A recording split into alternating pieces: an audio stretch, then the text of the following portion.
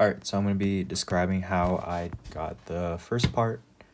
I chose number 7, which is y triple prime plus 4y prime is t. Initial condition, y prime of 0 equals y of 0 is 0. Y double prime of 0 is 1. The first thing is to do our homogeneous solution, or equation, I guess, and then I used r for the characteristic. So I just subbed in r for y prime. This one was pretty easy and straightforward. I found y triple prime is r cubed plus 4r, set that equal to 0, and then I think it's easier to find the roots if we have it distributed. So r squared plus 4 times r is 0, so that means when r is 0, it's going to be 0, and then plus or minus complex root of 2i. And since we have a complex root over here, we have to use this equation right here, c2 cosine a of t plus c3 sine of a t. And since we have a 0, we can have that c1. So c1 plus c2 cosine of 2t plus c3 sine of 2t, and 2t is literally just our scalar of I. It's the final solution, but get to that later. The next thing I did was the method of undetermined coefficients. And since it's a factor of 1, or a polynomial of t to the 1, I did at squared plus bt, and then we just have to find that and then add it over here. So, or over here, I guess, in this part. So we have to find t. So the first thing I did was find yp and set that equal to at squared plus bt, which is when we have a coefficient of 2 to the 1. And then I just found the derivative of each yp using power rule. That one was pretty simple. And then what I did here was I used the initial equation, y triple prime plus 4y prime.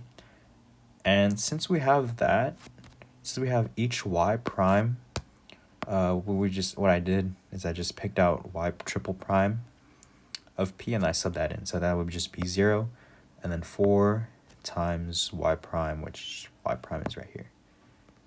And then I found that out to be 8at distributed 8at plus 4b is t.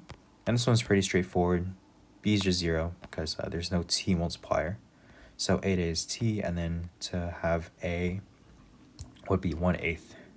So our particular solution is 1/8 t squared is yp. So we can say that for the end.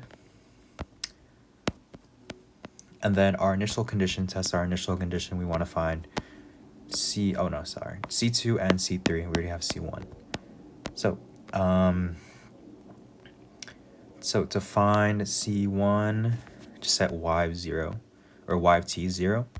And then since sine of 0 is 0 and cosine of 0 is 1, we basically get rid of c3 for y of 0.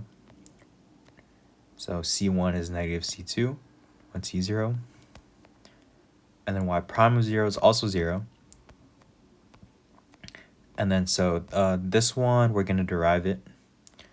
And since we have the derivative of cosine is sine for c2, that's just going to be 0.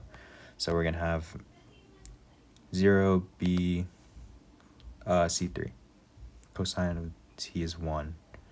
And then this is also 0.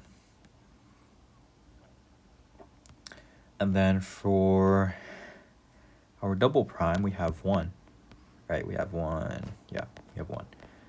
So we derive it again. This time we use the chain rule. So you have the inside function.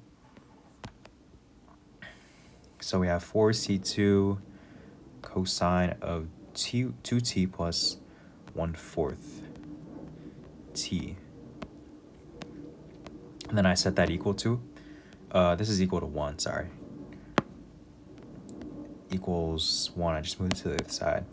And then 1 minus 1/4, solving for c2. Divide both sides by c2, and c2 is negative 3/16. And since we have this from earlier, have it saved. C1 is negative C2. The opposite of 3 over 16, sorry, negative 3 over 16 is positive 3 over 16. And we can just plug that into the equation back here. Since C of 1 is 0, or sorry, no, C of 1 is not 0, it's a negative, the opposite. Put that in back here, 3 over 16 minus 3 over 16 cosine 2t plus 1/8 t squared, which matches our coefficients down here.